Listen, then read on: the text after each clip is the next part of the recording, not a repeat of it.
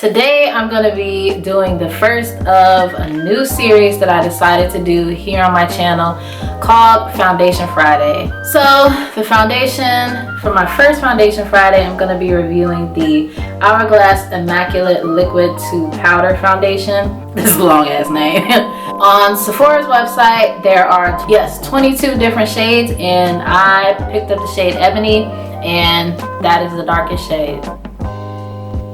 You can do better. It comes in one fluid out. It retails on Sephora's website for $56. Yes, $56. For $56, you better control the fuck out of all of this oil. See, I'm getting oily right now. Up in here, I just blotted.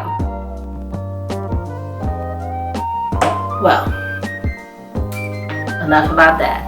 According to Sephora's website, it claims to be medium, buildable to full coverage for all skin types, sensitive, combo, or oily. It claims to be a breakthrough liquid to powder formula which absorbs oil, camouflages imperfections, and delivers a long-lasting velvet matte finish. We gonna see about that. I have the most oiliest skin on the planet, so if these claims are real, then we gonna see, girl. Okay, my skin type is definitely combination oily. Up here in my T-zone, I'm extremely oily, but right around my mouth area, I'm extremely dry. So it comes in this box, and it also comes with some directions. Where are the directions at? I think I threw the directions away, but it's a foundation. Just put it on your face, like.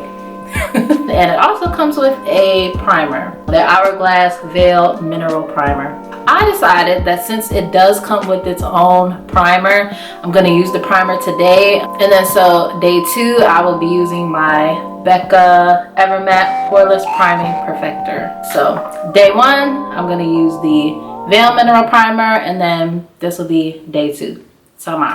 Okay, I might have used a little too much primer, but whatever. We'll see how it performs with the foundation. And I also set it with my Laura Mercier translucent powder in medium deep. And I'm going to use my F80 flat top kabuki brush from Sigma and work it on in. Wow, this really is liquid to powder. It dries down to a super matte finish really quickly. Color match isn't too bad. The primer definitely shrank my pores, and it has a really faint smell. I can't really describe what the smell is, but it doesn't bother me at all personally. I'm gonna just be sitting around the house, so I'm not gonna bother, trying to blend the foundation into my baby hairs. Personally, for me, it doesn't give me as much coverage as I would want for a foundation that claims to be buildable to full coverage, but as far as being super matte and oil free, yeah, it's definitely both. Because with any other foundation, I would have some type of shine by now, and I don't. It's matte as fuck. It's a very natural finish though. It almost gives you that no makeup look. But yeah, according to Hourglass, this foundation does claim to be the miracle foundation for oily skin. So we'll see, we gonna see. As of right now, the time is 5:15 p.m. and I'll check back in about 5 or so hours just to give y'all an idea of where I'm at, if I need to blot or not, if I feel like this is a foundation that would be able to last 8 or more hours. And after that, I will let you know my final thoughts. See you in a little bit. Alright, it is now close to midnight, and I've had this foundation on my face for 7.5 hours. I'm not as oily as I should be, and that's saying a lot. I haven't touched my face, not at all today. I did actually go out today, and it was raining. Well, not like raining hard, but it was like really drizzling all day. And here's how my face looks. I haven't blotted or anything. Not one time. So I'm gonna go ahead and blot. I like to blot on camera so that you can really see whether it controls oil or not, or if you do blot, is it gonna take away the foundation and the oil versus just taking away the oil. All right, so here's one blotting sheet, and only a little bit of foundation came off. So that's really good. So here's my face after blotting. Still super matte. So I'm a fan, I'm a believer. I really like this foundation. And the foundation held up really well. Surprisingly, I forgot to tell you guys before I left for the day that I did not set my face with any type of setting powder. And I did that purposely because if this is supposed to be a liquid to powder foundation, I feel like setting my face again would just make me look kind of like dead.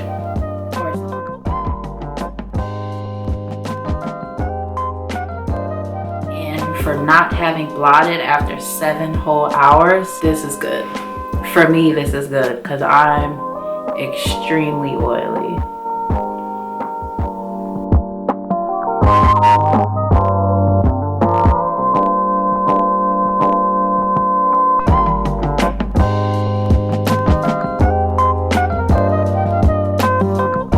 So another thing that I've noticed about this foundation is that it is super lightweight. Like there was a couple times during the day that I wanted to like, you know, do that, and then I was like, oh shit, I still have foundation on. Like it's really lightweight. I feel like if I wore this foundation in the wintertime, I probably wouldn't even have to blot, like not even once. For $56, it is worth it. It's even worth at least going to Sephora and picking up a sample if you have oily skin. Now if you don't have oily skin, I wouldn't even mess with this foundation. This is absolutely not for dry skin, but for combo and oily skin, yeah, in my opinion, this foundation is worth the $56. So this claimed to be the miracle foundation for oily skin. I don't know if it's a miracle foundation, but it's definitely an 8.5 to a 9 out of 10. So if you enjoyed this video and you found it helpful, come back next week for my Foundation Friday series.